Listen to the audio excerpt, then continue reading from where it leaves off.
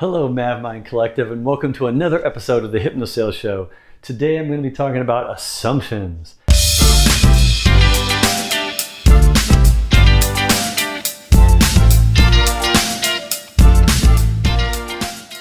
Some of you have been in my classes before, I've taught you and mentored you before, you know I'm all about assumptions, and you probably already know some of this. But I've got it all in one condensed video now, so you can have a place to come back to reference it if you ever need it. If you're in a customer-facing role like I've been most of my career, you're dealing with customers, prospects, clients.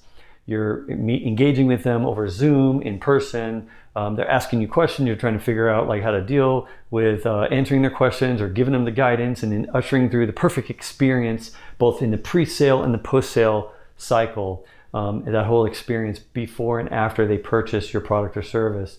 The one thing that's a common denominator through all of those different meetings and all of those different engagements, no matter what your role is, but when you're meeting with a customer, is the assumptions that are being made the whole time. And when I started to figure this out myself, again, as a hypnotist, and then applying it to sales to create HypnoSales, thus the name of this show, I started to realize assumptions was a big part. So I teach it a lot, and there's all different nuances. I might even have more videos in the future potentially that go into more detailed, deeper dives into each of these. But in a summary, I wanted to talk about them here in one video, just so you can see and hear and understand, really put together the pieces of the puzzle, because this might really help you in your engagements with clients, both pre and post sale during the process. So first one is expectations.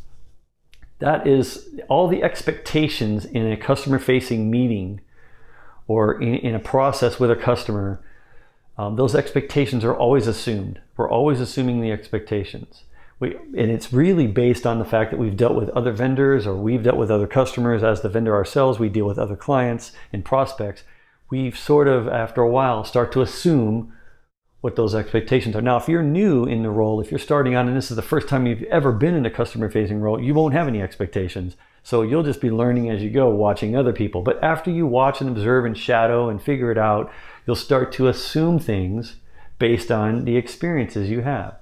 And those assumptions will then go with you, and then you'll feel comfortable to continue dealing with the next customer-facing engagement process, pre and post sale, assuming the same things you had assumed before, and so that way it makes it easy. That's how we cope. That's how subconsciously we can feel safe and comfortable to deal and engage with our customer situations and the problems they bring up that we have to try to solve for them, or the questions they ask we have to go find an answer for, or whatever.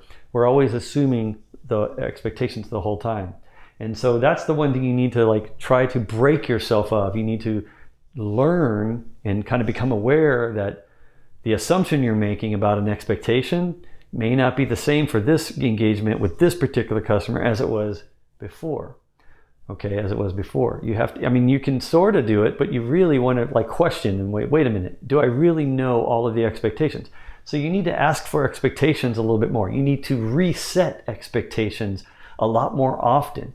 I like to do it at the beginning of every meeting with the customer if I can. If I'm the one running the meeting, I always reset the expectations like I did the previous time, and I want to condition my customer that when you get on a call with me, I'm going to tell you the expectation. I'm going to reset it. If it's not what you think it is, I'm going to tell you what it is, or I'm going to have you tell me what it is. Maybe we'll work on it together. You and I can both work on it together and collaborate on what we both expect in this meeting.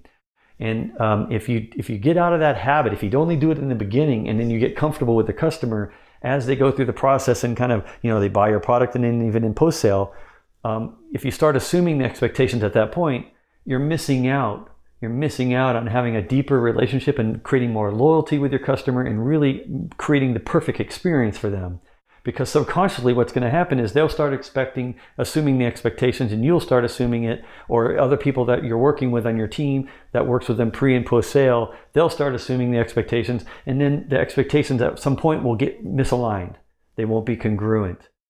And if you've ever had this happen where it started out good with a customer and then somehow it fell apart, I'm going to tell you, I have mentored and coached hundreds of salespeople, SEs, people in marketing, people in customer success teams, And it always comes down to when they analyze it afterwards, like a post-mortem, like when it just totally completely goes sideways, or they lose it, like it looks like the deal's coming in and they lose it at the end.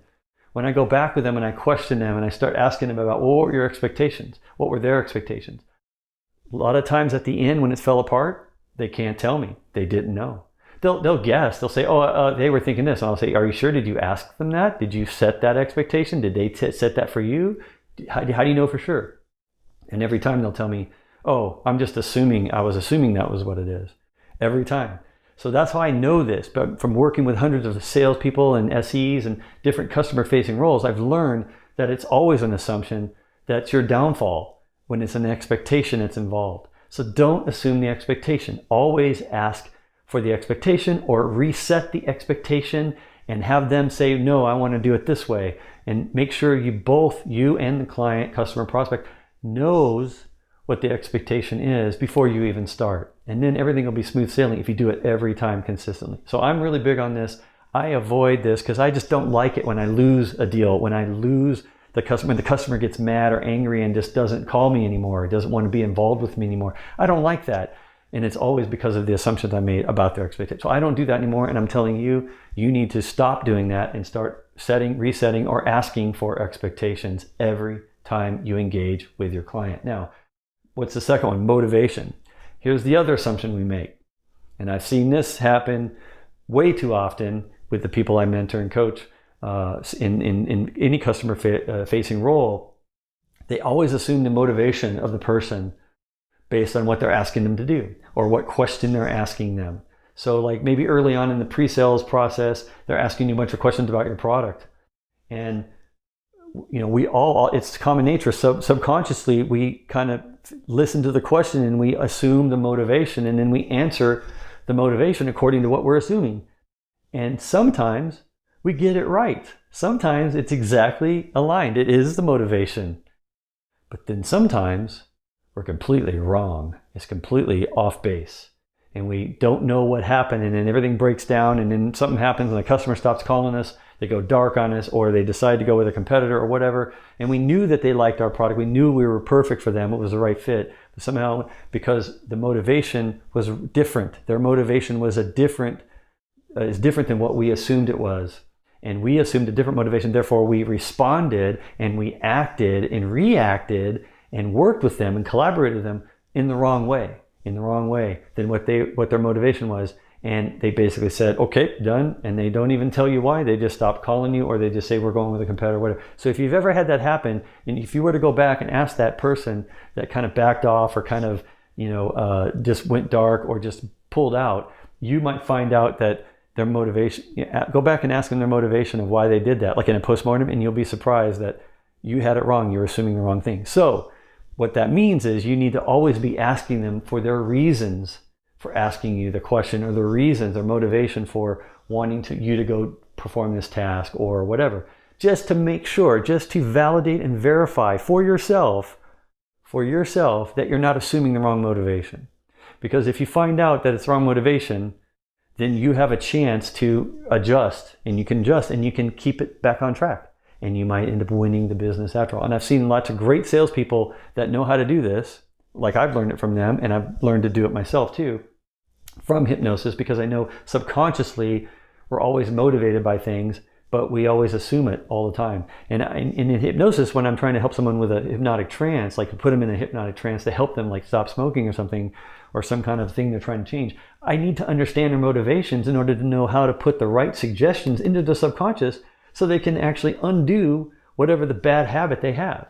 So when they come to me clinically to say, I want to undo this bad habit, I have to know their motivation. I can't just do it without, I have to understand. So I have to ask them, and I have to make sure so I can inject the right subconscious suggestion so that it'll actually work. It'll actually be effective. So the same thing with you. When the customer comes, you need to understand their motivation so you can inject the right recipe that's going to create the right experience for them. It's going to answer the right use cases for them. It's going to answer the right questions that they have and make sure they're feeling comfortable the whole way. So I can't tell you enough how much these two are very important. And you need to, right now, you should start avoid assuming expectations and motivations and start asking for expectations every time and ask for their motivations every time they ask you. It's going to be difficult if you're not used to doing it. It's really, you have to practice. I've had to practice for years to get really to where I do this. Now my subconscious, I always do it like this. And some of you even make fun of me. I know you're probably going to post a comment right now saying, why do you ask, Maverick? Because I'm always asking another question to figure out a motivation. And a lot of people make fun of me because I'm always asking, I'm teaching everyone, ask another question, find out their motivation first. Because I want them to be successful. That's why I know this works. And most of the failures we have in our customer facing experiences that we try to create and customer facing engagements is because we failed to ask for the motivation. I'm just telling you, I'm very passionate about this because it works. So make fun of me if you want, comment below. Like I'm sure some of you have already done it already. You're commenting, saying, asking me another question, but I know that's out of respect because you know what I'm saying is right and it works. Now, what's this third one?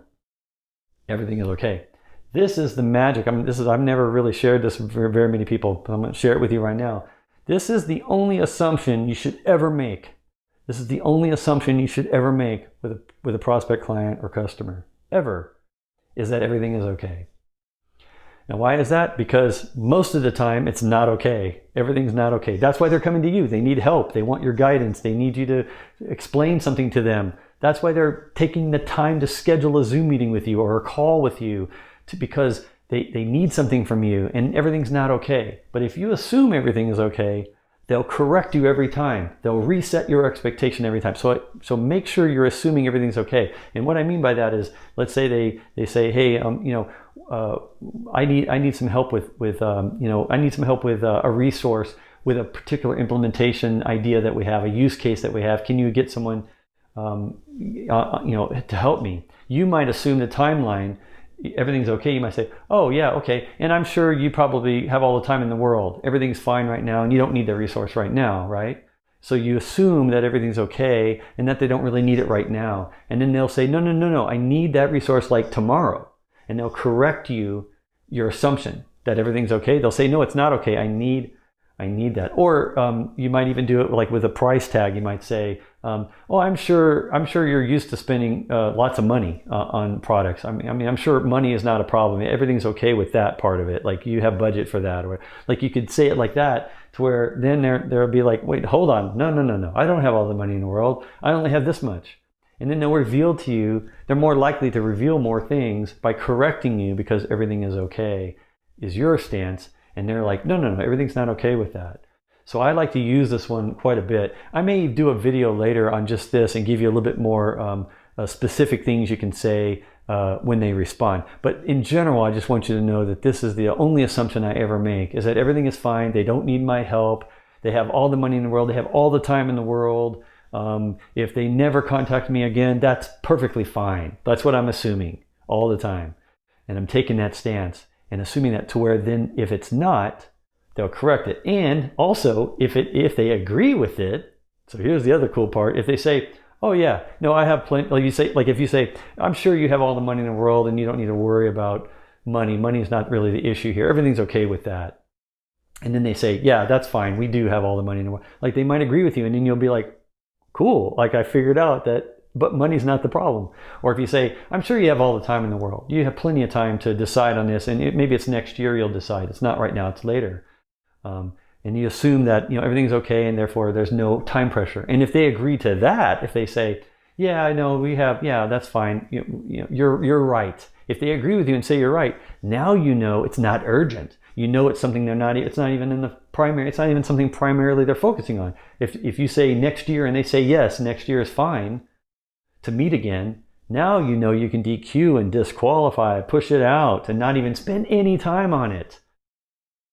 I can't tell you how many times this has helped sales and SEs and different customer-facing roles I've worked with, these different people that have used this, everything is okay, and gotten themselves out of a lot of work that they didn't even have to work on because the person agreed with them that everything was okay. There was no pressure. There was no urgency. It's a number 1 on 1 to 10 scale. It's a number 1. Or a 0, it's not even on the scale. So they didn't assume that it was, okay? So that's the only assumption I ever make. And I know you found this valuable. I know there's little nuggets here you're going to take with you, and I ask you to please share it with other people if you think they can get value out of it as well. And I'm going to let you go and scroll on to the next video if you want. And for now, my name is Maverick, and I appreciate you joining me for the HypnoSales show. And until next time, bye-bye.